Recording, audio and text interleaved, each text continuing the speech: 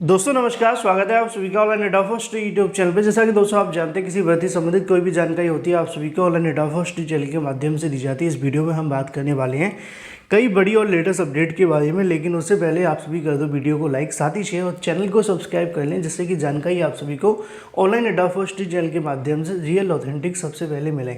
चलिए दोस्तों वीडियो शुरू करते हैं। शुरुआत करेंगे सबसे पहले अपडेट के बारे में। पिछले कुछ सालों का अगर आंकड़ा निकाल करके देखा जाए तो बेरोजगारी दर काफ़ी तेज़ी से बढ़ती हुई दिखाई दे रही है। भले ही सरकारी आंकड़े आप सभी को ऐसा नहीं बताते, लेकिन ज़मीनी स्तर पर हकीकत यही है। ऐसे में अगर बात की जाए पदों की संख्या के बारे में, तो हर विभाग के अंदर बड़ी संख्या में पद खाली होते जा रहे हैं और इन पदों को भरने के लिए आदेश भी जारी किए जाते हैं, लेकिन ये प्रोसेस शुरू होने में और भी लंबा समय लग जाता है, जिसके चलते जो पहले बेरोजगार थे आने वाले कुछ सालों में उसकी संख्या और ज़्यादा बढ़ती जा रही है। उसी क्रम में अगर बात की जाए तो यहाँ पे 1 लाख खाली पदों को तत्काल भरने के जो आदेश हैं वो जारी कर दिए गए हैं, लेकिन अब इसको ज़मीनी स्तर पर कब तक लाया जाएगा ये देखना महत्वपूर्ण होगा और इसके बारे में जानकारी आप सभी को यहाँ से देखने के लिए मिल जाएगी। अगर बात की जाए वित्त मंत्री ने पदों को तेजी से भरने को लेकर जो निर्देश हैं वो दिए गए हैं।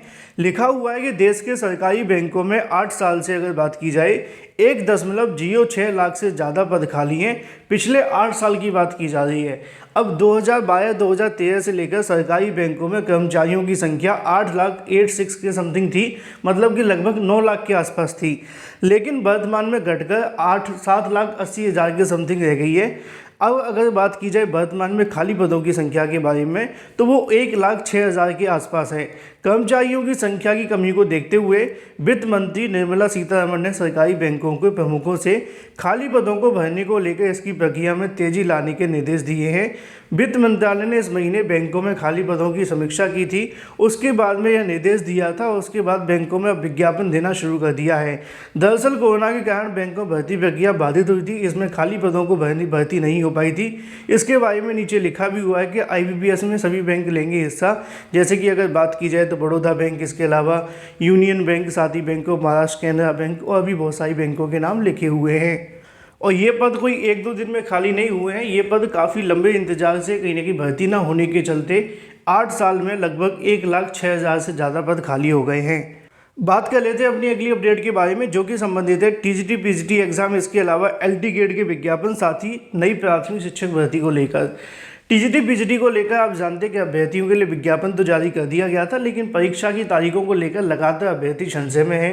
परीक्षा की तारीख न घोषित होने से अभ्यर्थी और भी ज़्यादा परेशान महसूस करते हैं, क्योंकि एक टारगेट सेट नहीं कर पाते हैं कि कब तक इस भर्ती में हम तैयारी करें और उसके बाद दूसरी भर्ती के लिए जाएं, क्योंकि ऐसा तो है नहीं कि कोई भी एक अभ्यर्थी एक परीक्षा की तैयारी कर रहा होता है। तो ऐसे में अभ्यर्थी TGT PGT को लेकर भर्ती का विज्ञापन जारी हो जाने के बाद भी परीक्षा की तारीखों को लेकर परेशान हैं। तो वहीं दूसरी तरफ बहुत सारे अभ्यर्थी LT गेट शिक्षक भर्ती का भी इंतजार कर रहे हैं, जिससे कि अगर LT गेट का विज्ञापन आ जाए, जो कि लगातार योग्यता के विवाद के चलते वो लटका हुआ था, UPPSC ने इसको लेकर कहा भी है कि वो जल्द जारी करेंगे, लेकिन इन तमाम मुद्दों को लेकर अभ्यर्थी इंतजार ही कर रहे हैं। जब बात आती है नई प्राथमिक शिक्षक भर्ती के विज्ञापन के लिए, तो इसको लेकर भी छात्रों के माध्यम से जब हाल ही में सरकार ने जानकारी दी, डाटा दिया कि इतनी बड़ी संख्या में हमारे पास पद खाली पड़े हुए हैं और नई प्राथमिक शिक्षक भर्ती के भी 63,000 से ज़्यादा पद खाली हैं, तो अभ्यर्थियों के माध्यम से एकजुट होकर, चाहे वो TGT PGT एग्जाम डेट की बात हो या फिर LT गेट की, या फिर अगर बात की जाए नई प्राथमिक शिक्षक भर्ती को लेकर, छात्रों के माध्यम से आज की तारीख में, मतलब कि 30 सितंबर 2022 को अभ्यर्थियों के माध्यम से प्रयागराज में एक आंदोलन करने की तैयारी है। आंदोलन को नहीं कहेंगे, हम कह सकते हैं ज्ञापन सौंपा जाएगा। उस ज्ञापन के अंदर महत्वपूर्ण मांग ये देखने के लिए मिलेगी कि TGT PGT एग्जाम डेट, इसके अलावा LT गेट शिक्षक भर्ती का विज्ञापन, साथ ही प्राथमिक शिक्षक भर्ती के विज्ञापन को लेकर सरकार यहाँ से फैसला ले, क्योंकि काफ़ी लंबा इंतजार हो जाने के बावजूद अभी तक भर्तियाँ देखने के लिए नहीं मिल रही हैं। यहाँ पे आप सभी को देखने के लिए मिल जाएगा, मुद्दे आप सभी के सामने लिखे हुए हैं। प्रमुख मुद्दा में सबसे पहला मुद्दा देखने के लिए मिलता है प्राथमिक शिक्षक भर्ती का विज्ञापन, जिसके लिए हाल ही में शिक्षा मंत्री के माध्यम से 60-65 हज़ार पद खाली होने की जानकारी दी गई थी विधानसभा के अंदर। उसके बाद अभ्यर्थियों ने उसको लेकर कहीं ना कहीं धरना प्रदर्शन करने की तैयारियां कर दी थी। आज इसको लेकर अभ्यर्थियों के माध्यम से प्राथमिक शिक्षक भर्ती के विज्ञापन के लिए LT गेट विज्ञापन, जिसके बारे में जानकारी निकली कि 12,000 से ज़्यादा पद खाली हैं, इन तमाम भर्तियों को लेकर, साथ ही TGT PGT परीक्षा के बारे में, क्योंकि TGT PGT परीक्षा को लेकर भी अभ्यर्थी लगातार इंतजार कर रहे हैं, लेकिन परीक्षा की तारीख न घोषित होने से अभ्यर्थी और भी ज़्यादा डिमोटिवेट हो रहे हैं तैयारी कर करके। उसी क्रम में छात्रों का कहना है कि चयन प्रक्रिया के अंदर पारदर्शी तरीके से बनाया जाए। यहाँ पर लेखपाल भर्ती को लेकर भी धांधली की बात की गई, जिसको लेकर आगे हम बात करने भी वाले हैं। तो ऐसे में इन तमाम मुद्दों को लेकर, चाहे अगर बात की जाए नई प्राथमिक शिक्षक भर्ती के लिए या फिर टीजीटी पीजीटी एग्जाम डेट के लिए या फिर एलटीकेट के विज्ञापन के लिए, आज अभ्यर्थी प्रयागराज के अंदर पत्थर गैजा के ऊपर एक ज्ञापन सौंपा जाएगा जो कि मुख्यमंत्री योगी को होगा। उसके बाद में क्या क्या चीज़ें देखने के लिए मिलेंगी, अभ्यर्थी इसको लेकर एक बड़ा धरना प्रदर्शन करने की तैयारी भी कर रहे हैं, जिससे कि अभ्यर्थी अगर एकजुट हों तो नई प्राथमिक टीजीटी पीजीटी और एलटीकेट को लेकर एक साथ एक मंच पर आकर धरना प्रदर्शन करें। जो भी अपडेट होगी आपको इस चैनल के माध्यम से मिलती रहेगी। बात कर लेते हैं अपनी अगली अपडेट के बारे में, जो कि संबंधित है लेखपाल भर्ती को लेकर। लेखपाल भर्ती परीक्षा को रद्द करने की लगातार जो मांग है वो की जा रही हैं। अब ये मामला सीएम योगी तक भी पहुंच रहा है। यहाँ पे भी आप सभी को देखने के लिए मिल जाएगा। लेखपाल राजस्व भर्ती की अगर बात की परीक्षा में एसटीएफ की जांच को लेकर अधीनस्थ सेवा चयन आयोग की प्रेषित रिपोर्ट में 15,000 संदिग्ध अभ्यर्थी परीक्षा में शामिल होने का खुलासा होने के बाद में यहाँ पर धांधली होने और परीक्षा को रद्द कर पुनर्परीक्षा कराए जाने का जो मुद्दा है वो गरमा गया है। नीचे आप सभी के सामने लिखा है कि मुख्यमंत्री योगी आदित्यनाथ को पत्र प्रेषित कर एसटीएफ रिपोर्ट और संशोधन के मद्देनजर तत्काल उचित कार्रवाई करने को लेकर अपील की है। पत्र में जिक्र किया गया है कि एसटीएफ रिपोर्ट से अभ्यर्थियों को लेखपाल भर्ती परीक्षा में जो धांधली और पेपर लीक होने की जो पुष्टि वो देखने के लिए मिली है, जिसके आधार पर छात्रों के माध्यम से कहना है कि एसटीएफ की रिपोर्ट को ध्यान में रखते हुए परीक्षा को रद्द कर दिया जाए और तत्काल प्रभाव से जो परीक्षा है वो दोबारा से आयोजित की जाए। इसको लेकर उचित निर्णय न लेने को लेकर छात्रों के माध्यम से चेतावनी भी दी गई है। आज आप सभी को देखने के लिए मिलेगा 30 सितंबर 2022 को 12 बजे पत्थर गीजागर पहुंचकर अभ्यर्थियों के माध्यम से इसको लेकर संबोधित जो ज्ञापन है वो सीएम योगी को भेजा जाएगा। सीएम योगी को एक पत्र भी लिखा गया जिसके अंदर लेखपाल भर्ती परीक्षा को रद्द करके दोबारा से आयोजित किए जाने की मांग भी की गई है। क्योंकि अगर 8,000 सीटें होंगी, 15,000 सॉल्वर होंगे तो चयन किसका होगा, मेहनत करने वाले का या फिर सॉल्वर करने वाले का? क्योंकि आप जानते हैं क्योंकि यहाँ पर तो कंपटीशन जो घोटाला करने वाले हैं उनके बीच में ही हो गया है।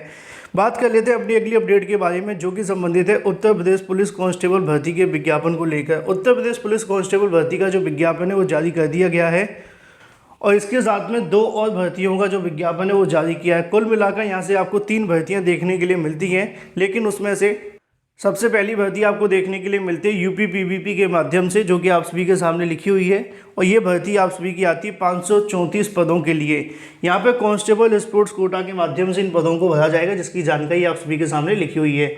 इन पदों के लिए यहाँ पर योग्यताएं भी आप सभी के सामने 18 से लेकर 27 वर्ष के अभ्यर्थी इसके लिए यहाँ पर आवेदन कर सकते हैं।